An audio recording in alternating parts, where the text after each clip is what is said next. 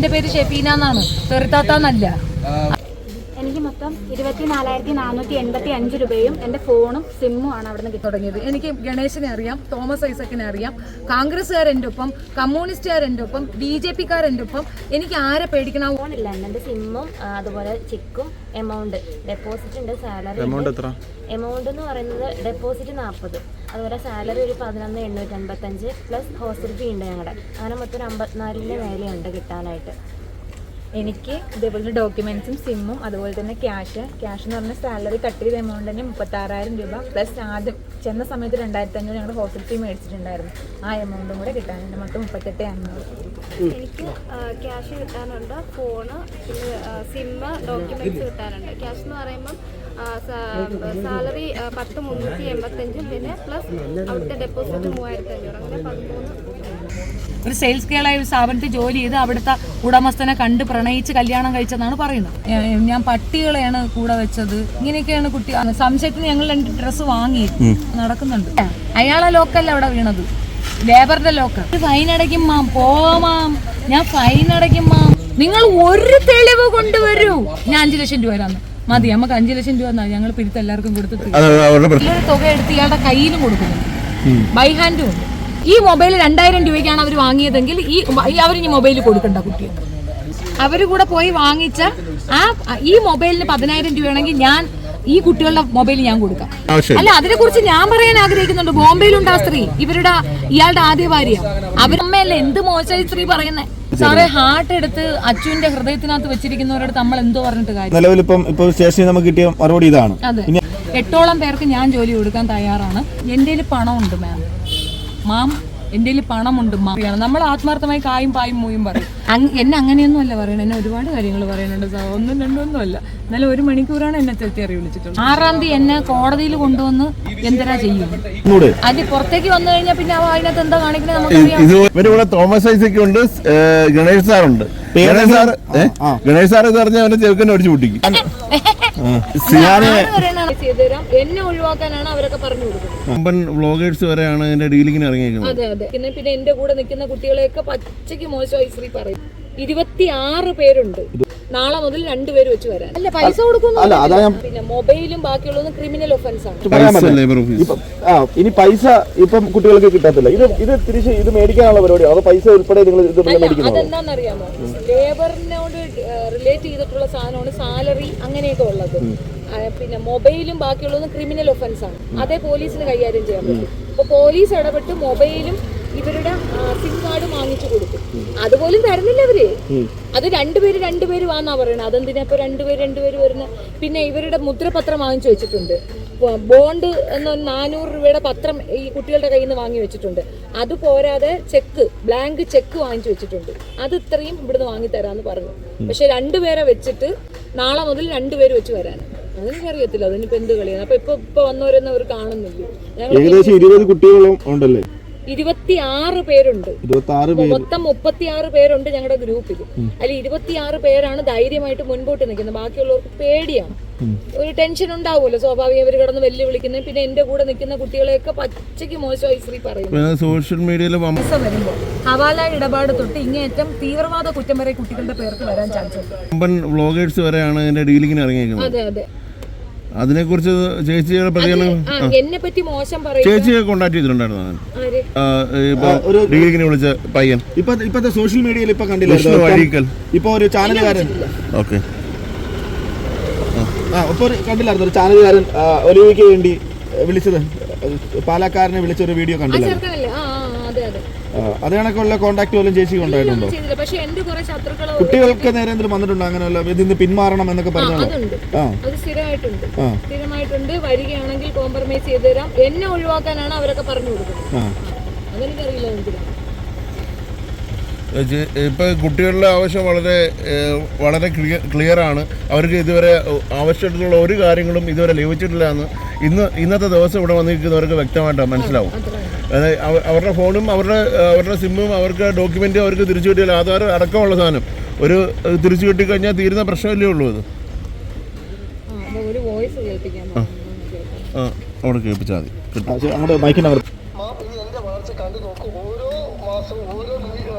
മാറി എൻ്റെ ഓഫീസിൽ വരും കണ്ട് മനസ്സിലാക്കാൻ വേണ്ടി.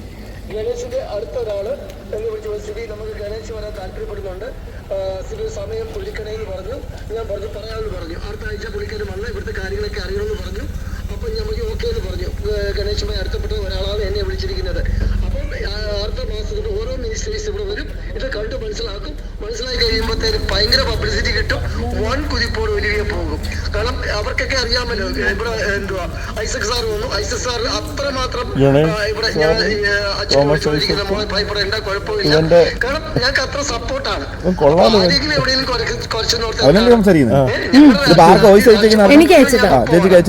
എവിടെ രാഷ്ട്രീയ പാർട്ടിക്ക് അപ്പുറം വേറെ ഒന്നും ഇല്ലല്ലോ. അതിനപ്പുറം ഒന്നും ലേബർ ഇല്ലല്ലോ. ഉണ്ടോ ഉണ്ടോ ഒന്നുകൊണ്ട് മാം കാണിച്ച അതിന്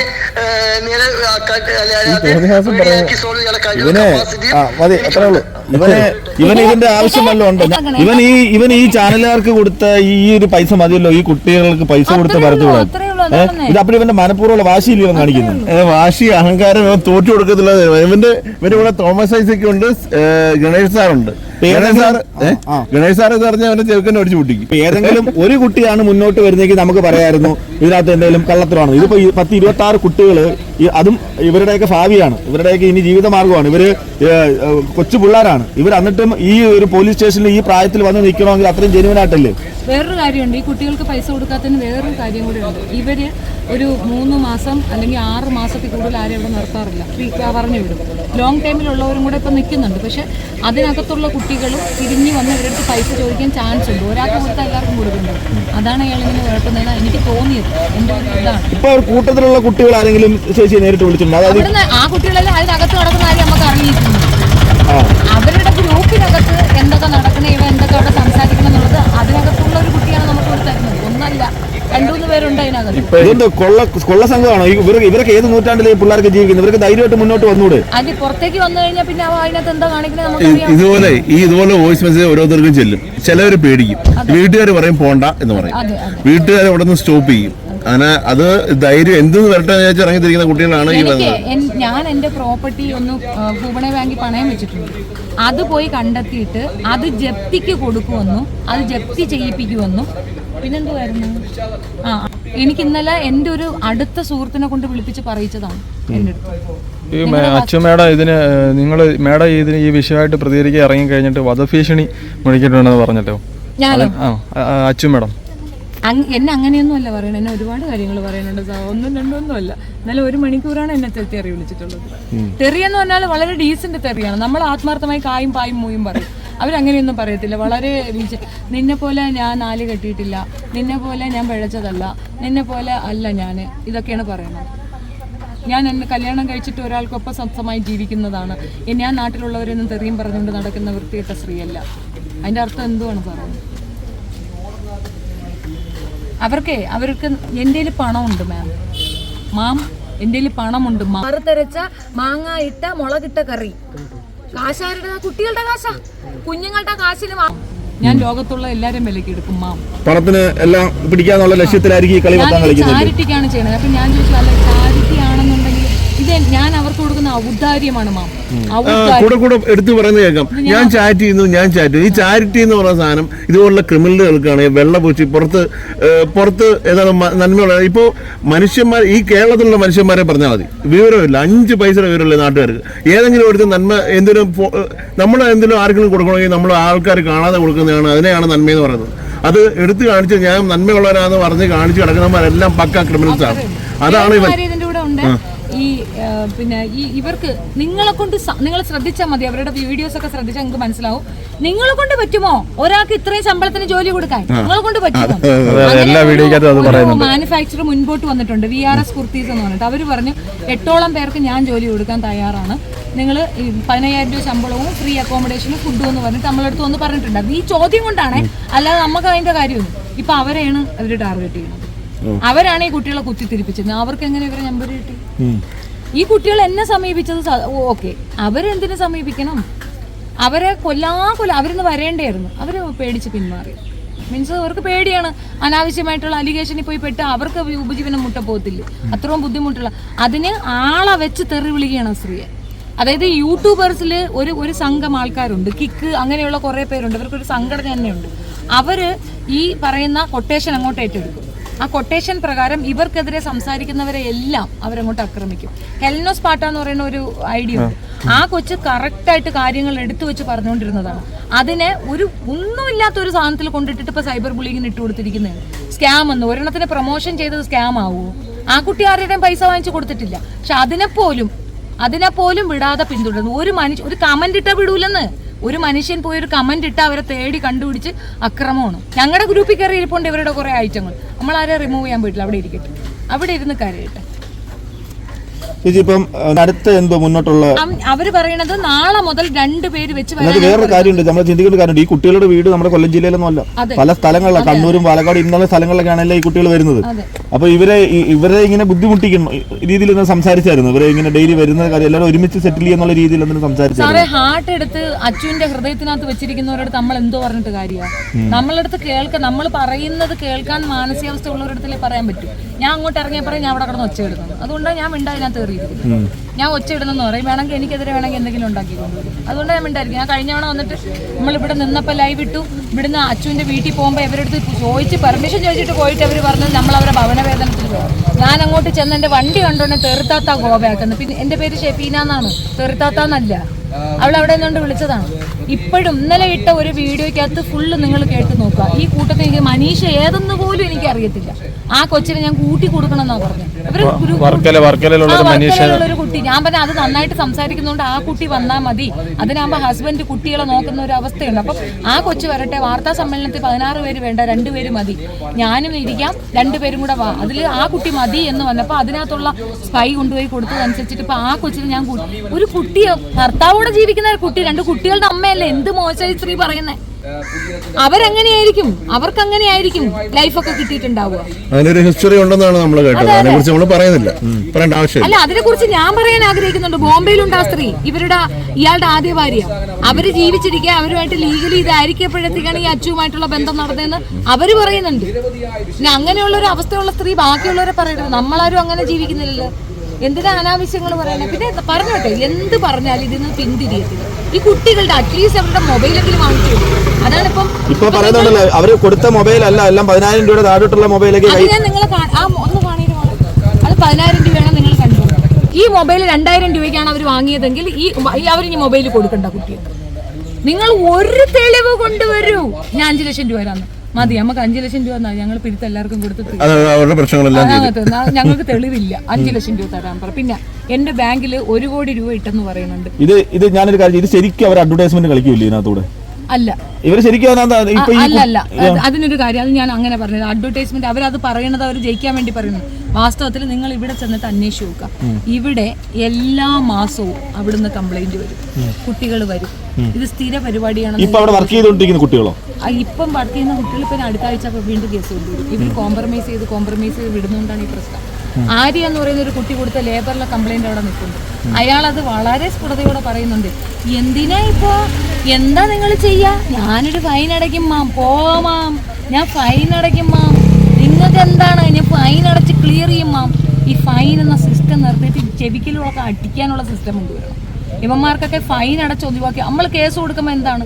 ഇപ്പൊ മാനനഷ്ടത്തിന് കേസ് കൊടുത്തില്ല, 1500 രൂപ അടച്ചാൽ ഫൈൻ കൊടുച്ചാൽ തീർന്നു, മാനനഷ്ടം തീർന്നു. അതാണോ മെനക്കേട്? എത്രയാ? ഒരു വക്കീലിനെ കണ്ട് ആദ്യം പോലീസിൽ കൊടുത്ത്, പിന്നെ SP കൊടുത്ത്, പിന്നെ കളക്ടർ കൊണ്ട് കൊടുത്ത്, ഇതെല്ലാം കഴിഞ്ഞിട്ട് CMP ഇട്ട് കൊടുക്കുമ്പോൾ എത്ര രൂപ നമുക്ക് 25,000 രൂപ ചിലവാകും. അവ 1500 ഫൈൻ അടച്ചിറങ്ങിപ്പോകും. ഈ സിസ്റ്റമേ നിർത്തണമെന്നുള്ളതാണ്. ലേബർ പറഞ്ഞത് ഇവന്റെ കടയിൽ 14,000 രൂപയാണ് മിനിമം വേതനം. മിനിമം വേതനം ഒരു കടയിലെ സ്റ്റാഫിന് 14,000 രൂപ കൊടുക്കണം.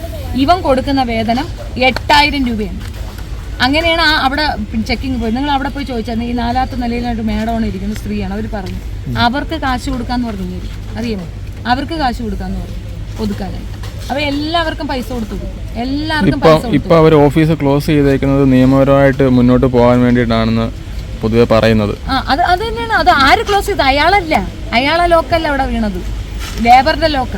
ചേച്ചി, ഇപ്പോൾ സി എമ്മിന് അയച്ചേക്കുന്ന നമ്മുടെ SP CM-ന് അയച്ചേക്കുന്ന ലെറ്ററിൽ 20-ാം തീയതി അവരുടെ ഓഫീസ് പ്രവർത്തനങ്ങൾ ക്ലോസ് ചെയ്തിട്ടുണ്ടെന്നാണ് പറയുന്നത്. പക്ഷെ ഇപ്പോഴും തുടർന്ന് പ്രവർത്തിക്കുകയാണെന്ന് ആ കുട്ടി ഓൺലൈൻ ഉണ്ട്, അത് ഓപ്പൺ ആയിട്ടിരിക്കുകയാണ്. ഓൺലൈൻ വഴി അവർക്ക് കോൺടാക്ട് വരുന്നുണ്ട്, ഇപ്പോഴും മെസ്സേജ് വരുന്നുണ്ടെന്ന് അവർ പറയുകയും ചെയ്യുന്നുണ്ട്. സംശയത്തിന് ഞങ്ങൾ 2 ഡ്രസ്സ് വാങ്ങി നടക്കുന്നുണ്ട്. ഇന്നലെ അതൊരു വീഡിയോ റീൽസ് ഇട്ടിട്ടുണ്ടായിരുന്നത്. ഒരു ന്യായീകരണോ കുഴപ്പമില്ല. പിന്നെ ഇവര് വാട്സാപ്പിൽ സ്റ്റാറ്റസ് ഇടും ഈ കുട്ടികളായിട്ട് പറയാനായിട്ട്. ആ സ്റ്റാറ്റസ് ആരെങ്കിലും ഉണ്ടോ? ഇന്നലെയൊക്കെ ഇട്ട സ്റ്റാറ്റസ് അതൊക്കെ കണ്ടാലുണ്ടോ? ചത്ത് കിടക്കുന്ന ശവം എഴുന്നേറ്റ് വരണം പൊട്ടിക്കും. അതായത് ഞാൻ പട്ടികൾക്കാണല്ലോ ആഹാരം കൊടുക്കുന്നത്, സത്യമാണ്. അവരുടെ വീഡിയോസ് എടുത്ത് നോക്കി അതിനകത്ത് കാണാൻ പട്ടികൾക്ക് ആഹാരം കൊടുക്കുന്നതാണ് അവർ ആഹാരം കൊടുക്കുന്നത്. അമ്മാതിരിയാണ്. ഒരു മനസാക്ഷി ഇല്ലാത്ത സ്ത്രീ. എന്നാൽ അവരും ഇതേപോലൊരു സെയിൽസ് ഗേളായിട്ട് വന്നവരാണ്. അങ്ങനെയുള്ള ഒരു സ്ത്രീക്ക് കുട്ടികളുടെ ബുദ്ധിമുട്ട് മനസ്സിലാവത്തില്ലേ? ഒരു ശതമാനം പോലും മനസാക്ഷി ഇല്ലാത്ത ഒരു വൃത്തികെട്ട സാധനം, എനിക്ക് അത്രേ പറയാനുള്ളൂ. പിന്നെ കൂട്ടുകൂടിയിരിക്കുന്ന ഫിജോ ജോസഫ് എന്ന് പറയുന്ന ഒരു 3rd ക്ലാസ് വിമണാണ്. അത് നിങ്ങൾ നെറ്റിൽ സെർച്ച് ചെയ്ത് അറിയാം. ഫിജോ ജോസഫ് വിസ തട്ടിപ്പുകാരി, അങ്ങനെയുള്ള കുറേയധികം ക്രിമിനൽ കുറ്റത്തിൽ ആളായിട്ടുള്ള ആളെയും കൊണ്ടാണ് നിന്നത്. ഇന്നലെ പറഞ്ഞു എന്നെ എന്തര തൂക്കിക്കൊല്ലാൻ വരുമെന്നൊക്കെ. കണ്ടില്ല, നിങ്ങൾ വെയിറ്റ് ചെയ്യായിരുന്നു, വന്നിട്ടില്ല. ക്രിമിനലുള്ള കൂട്ടായ്മയാണ്. ദിയ സനയാണ് ഇവരുടെ ശരിക്കുള്ള ഏജന്റ് എന്ന് പറയുന്നത്. കാരണം ഇപ്പം ഹെൽനോ പാട്ടയ്ക്ക് ഈ കൊട്ടേഷൻ കൊടുത്ത ദിയയാണ്, മറ്റേ ആ കണ്ണാടിക്കാരൻ്റെ കയ്യിൽ. ഇതൊക്കെ നമുക്ക് മനസ്സിലാവുന്ന കാര്യമാണ്. ചിലരൊക്കെ അടിച്ചു നിൽക്കും, ചിലരൊക്കെ കളഞ്ഞിട്ട് പോകും. ആ കുട്ടി ഇനി വരും, ആ കുട്ടി വരാനിരുന്നതാണ്. പിന്നെ ഹെൽനോസ് പാട്ട വരാനിരുന്നതായിരുന്നു. അത് പേടിച്ച് അതിനെ ഒതുക്കി. ഇങ്ങനെ ഓരോരുത്തരെ ഫിസിക്കലിയും മെൻ്റലിയും അറ്റാക്ക് ചെയ്ത് കഴിഞ്ഞാൽ എന്തോ ചെയ്യാനാണ്? ഞാനിപ്പോഴും പറയണ, ദയവ് ചെയ്ത് നിങ്ങൾ ആരെങ്കിലും കാണുന്ന ഈ ഒലീവിയുടെ പരസ്യം കണ്ടിട്ട് ഒരാളും അട്രാക്റ്റ് ആയിട്ട് വരരുത്. ദയവ് ചെയ്ത് നിങ്ങൾ മനസ്സിലാക്കാൻ വേണ്ടി പറഞ്ഞു. എനിക്കിതിനകത്ത് ഒരു ലാഭവും ഇല്ല. എൻ്റെ മക്കളെയൊന്നും ഞാൻ ഇങ്ങനത്തെ ഒരു സ്ഥാപനത്തിൽ വിടുകയില്ല. ഞാൻ പറയുന്നില്ല, നിങ്ങൾ കുറച്ച് വസ്ത്രം വാങ്ങി റോഡിലിട്ട് വിറ്റാൽ പോലും 40,000 രൂപ കള്ളത്തരം പറഞ്ഞ് കൊണ്ടുവന്ന് നിങ്ങളെ പറ്റിക്കുകയാണ് ചെയ്യുന്നത്. വന്ന ഉടനെ നിങ്ങൾ നിങ്ങളുടെ കഴുത്തിലെയും കാതിലെയും ഒക്കെ കൊണ്ടുപോയി പണയം വെക്കേണ്ടി വരും. നിങ്ങൾക്ക് ഇഷ്ടം പോലെ നഷ്ടങ്ങൾ വരും. പിന്നെ അഭിമാനം പോകും. ആ വീട് അറിയപ്പെടുന്നത് എത്ര ദിവസമായി ഇനിയെങ്കിലും നിങ്ങൾ ദയവ് ചെയ്തിട്ട് പറ്റരുത്. ആ കുട്ടികളുടെ ശമ്പളത്തിന് വേണ്ടിയിട്ടല്ല അവർ മെനക്കെട്ട് വരുന്നത്. ഇനി ഒരാൾക്ക് ഈ ചതിവ് വരാതിരിക്കാനാണ് ആ കുട്ടികൾ ഇത്ര ഇതായിട്ട് ഇറങ്ങി നിന്നത്. എത്ര ദിവസം അവർക്ക് വിവാഹമൊക്കെ നിശ്ചയിച്ച ആൾക്കാരാണ്. അതുങ്ങളെയൊക്കെ മുഖം മറച്ചിട്ട് വരേണ്ട ഒരു ഗതികേടെന്ന് ആലോചിച്ച് വയ്ക്കാൻ. എന്തിനു ദ്രോഹം ചെയ്യുന്നത്? അതങ്ങ് കൊടുത്താൽ പോരെ. ഇത് കൊടുത്തു കഴിഞ്ഞാൽ അവർക്ക് ഒരു പ്രശ്നമില്ല, ഇവർക്കൊരു പ്രശ്നമില്ല. അല്ല, അവർക്ക് പ്രശ്നമുണ്ട്. കാരണം നേരത്തെ കിട്ടാനുള്ളവരെല്ലാം പിന്നെ കടന്ന കൂടെ ഇളവി കണക്ക് വരും. കാരണം കാലങ്ങളായിട്ട് ഇത് ചെയ്യുമല്ലേ ഈ കള്ളത്തരം, അതുകൊണ്ടാണ് കൊടുക്കാത്തത്. ഇപ്പൊ ഈ അവസാനമായിട്ട് ഓഫീസ് പൂട്ടിയ സമയത്തുള്ള സ്റ്റാഫുകൾക്കൊക്കെ ഇതുപോലെ പെൻഡിങ് ആണെന്ന് പൊതുവെ പറയുന്നുണ്ട്. അതെ അതെ, അവർക്കത് വേണം. വെളിയിൽ നിന്ന് ഈ കുട്ടികൾ വെളിയിൽ നിന്ന് ഇങ്ങനെ കരയുമ്പോൾ അകത്ത് അവര് സന്തോഷിക്കുമായിരുന്നു. അവർക്കൊപ്പം അവരെ സപ്പോർട്ട് ചെയ്ത് മുദ്രാവാക്യം എന്ന് പറയുമ്പം മാമും സാറും ചങ്കാണേന്നല്ല, ഈ കുട്ടികളുടെ പേഴ്സണൽ കാര്യങ്ങളാണ് വിളിച്ചു പറഞ്ഞോണ്ടിരുന്നത്. അപ്പൊ അങ്ങനെ വിളിച്ചില്ലെങ്കിൽ ആ മാസത്തെ ശമ്പളം കട്ടാവും, ഫൈൻ വരും. ചിലപ്പോൾ അന്നത്തെ ജോലി അതായിരിക്കാം. ഈ ചേച്ചിക്ക് നല്ല ഉറപ്പുണ്ടല്ലോ ഇപ്പൊ കൂടെ നിൽക്കുന്ന കുട്ടികൾ താമസിക്കാതെ ചേച്ചിയുടെ അടുത്ത് തന്നെ വരുമെന്ന്? 100% 100% ഉറപ്പാണ്. ഗ്യാരണ്ടീഡാണ് ആ കുട്ടികൾ വരുന്നത്. കാരണം ഇത് തന്നെയാണ് അവസ്ഥ. ഈ കുട്ടികൾക്ക് കാശ് കൊടുത്തു അവർ ഈ 10ഉം 50ഉം ഒക്കെ കൊണ്ടുവന്ന് പോലീസുകാർക്കും അവർക്കും ഇവർക്കും ഒക്കെ കൊടുക്കണം. എന്തിനാ? മറ്റത് കൊടുത്തു കഴിഞ്ഞാൽ ലക്ഷം രൂപ കൊടുക്കണം. ഇപ്പം ഞങ്ങൾ ടോട്ടൽ എമൗണ്ട് ഇട്ട് 4 ലക്ഷം രൂപയേ ഉള്ളൂ മൊത്തം ഈ കുട്ടികൾക്ക് കൊടുക്കാനുള്ളത്. അതങ്ങ് കൊടുത്ത് തീർത്തില്ല. അപ്പോൾ അവർ കൊടുക്കൂല. അതെന്തുകൊണ്ടാ ഇനിയും കൂടുതൽ കുട്ടികൾ അഫക്റ്റഡ് ആണ്. 15 ദിവസം ഗ്രേസ് പീരീഡ്. ഈ ഗ്രേസ് പീരീഡ് ശമ്പളം ഇല്ല. ഈ 15 ദിവസം കൊണ്ട് അവർ പെർഫോമൻസ് ചെയ്തെന്ന് പറയുമ്പോൾ 1 ലക്ഷം രൂപയുടെ പെർഫോമൻസ് നടത്തി. ഈ പെർഫോമൻസും ഇവരുടെ ബാങ്കിൽ കൂടെയാണ്, ഈ അക്കൗണ്ടിൽ കൂടെയാണ് പൈസ വരുന്നത്. GST വെട്ടിച്ചാ. GST ടാക്സ് ആര് കൊടുക്കുന്നത്? ഈ കുട്ടികൾ കൊടുക്കുന്നത്. ഇവന് വല്ല അറിയണോ? ഇവൻ ബൈ ഹാൻഡ് കൊടുക്കാൻ. ഇവൻ 4 പേര് ഇവർ ഈ പൈസ മൊത്തം ഇവരുടെ അക്കൗണ്ടിലേക്കല്ലേ വന്നത്? ഇതിനൊന്നും തെളിവില്ലെന്നാണല്ലോ പറയുന്നത്. ആര് പറഞ്ഞ തെളിവല്ല? ഈ കാണുന്നത് അക്കൗണ്ടിൽ കൂടെ വന്നെന്ന്. ഇതെടുത്തിട്ട് ഇവര് ട്രാൻസ്ഫർ ചെയ്തിരിക്കുന്നത് ആർക്ക് ട്രാൻസ്ഫർ ചെയ്യുന്നത്? അംബിക ടെക്സ്റ്റൈൽസിന് ട്രാൻസ്ഫർ ചെയ്ത് കൊടുക്കും. മനസ്സിലായോ? എന്തൊരു സയ്യദ് അലി, അങ്ങനെ ഒരാളുണ്ട്. സയ്യദ് അലി, അംബിക ടെക്സ്റ്റൈൽസ്, മനീഷ് തവാരി, ഇവർക്ക് അവർ അയച്ചു കൊടുക്കുന്നതാണ്. കണ്ടോ, ഞങ്ങൾ അതിൻ്റെ സ്റ്റേറ്റ്മെന്റ് എടുത്തത്. ഈ സ്റ്റേറ്റ്മെന്റ് ഞങ്ങൾ വാർത്താ സമ്മേളനത്തിൽ കാണിക്കാൻ വെച്ചിരുന്നതാണ്. ഇതിൻ്റെ കൂടെ വേറൊരു കാര്യമുണ്ട്. ഈ പൈസ ആ മനീഷ് തിവാരിക്കും മറ്റുമൊക്കെ ട്രാൻസ്ഫർ ചെയ്യുന്നതിനോടൊപ്പം തന്നെ ഒരു പ്രാവശ്യം അവിടെ ഇതുപോലെ ചെക്കിങ് നടന്നിരുന്നു. Tax checking. എത്ര കോടി രൂപ അവർക്ക് നടന്നുണ്ടോ? 1.5 കോടി അടയ്ക്കാനായിട്ട് ഫൈൻ അടയ്ക്കാൻ പറഞ്ഞിട്ടുണ്ട്. അപ്പം എത്ര ടേൺ ഓവർ ഉണ്ടെങ്കിലാണ് 1.5 കോടി ഫൈൻ കൊടുക്കേണ്ടി വരിക? ഒരു ദിവസം ഫുള്ള് ചെക്കിംഗ് ഉണ്ടായി. എക്സ്പയറിയാണ്. കുട്ടികൾക്ക് ശമ്പളം കൊടുക്കുന്നില്ല. അതായത് നിയമവിരുദ്ധ പ്രവർത്തനങ്ങൾ മാത്രമാണ് ചെയ്യുന്നത്. കൂപ്പറാണോ ഏത് വണ്ടിയാണോന്ന് അറിയത്തില്ല, ഒരു വണ്ടി അയാൾ എടുത്ത് സ്റ്റൈലി ഒന്ന് ഇറങ്ങുന്നതൊക്കെ കാണിക്കുന്നുണ്ട്. ആ സാധനത്തിന്റെ രജിസ്ട്രേഷൻ ഇല്ല, ഇൻഷുറൻസ് ഇല്ല. ഈ നമ്പറിൽ തന്നെ ആ വണ്ടിക്ക് ഇൻഷുറൻസും ഇല്ല, രജിസ്ട്രേഷനും മിനി കൂപ്പർ. അപ്പൊ ആരെ പുള്ളി നിങ്ങൾ എല്ലാം കൊണ്ട് ഇല്ലീഗലാണ്, കല്യാണവും ഇല്ലീഗലാണ് പറയുന്നുണ്ട്. പിന്നെ ഇയാൾ എന്തടിസ്ഥാനത്തിലാണ് ഈ അടൂരുള്ളവരൊക്കെ ഇവന് സപ്പോർട്ട് എന്ന് പറയുന്നത് എനിക്ക് മനസ്സിലാവുന്നില്ല. പിന്നെ പോലീസിന്റെ ഒത്തുകളിയുണ്ട്, അത് 100% ഉണ്ട്. കാരണം DYSP അന്ന് സൂരാജ് പാലക്കാരനോട് സംസാരിച്ചത് നിങ്ങൾ കേട്ടതാണ്. അയാളാണ് ഇപ്പൊ ഇത് എഴുതി കൊടുത്തിരിക്കുന്നത്. ഈ പ്രശ്നം കോംപ്രമൈസ് ആയത്. കോംപ്രമൈസ് എന്ന് പറയുമ്പോൾ 2 വിഭാഗക്കാരെയും വിളിക്കണ്ടായോ? ഈ കുട്ടികളടുത്ത് അന്ന് നിർബന്ധവശാൽ ഇവർ ഒപ്പിട്ട് വാങ്ങിച്ചതാണ്. ഈ CI വിളിച്ചിട്ട് ഷെഫീന അങ്ങ് പോട്ടെ, നിങ്ങൾ വാന്ന് പറഞ്ഞിട്ട് ഒപ്പിട്ട് വാങ്ങിച്ചത്. ഞാൻ അപ്പോഴും കുട്ടികളടുത്ത് പറഞ്ഞു,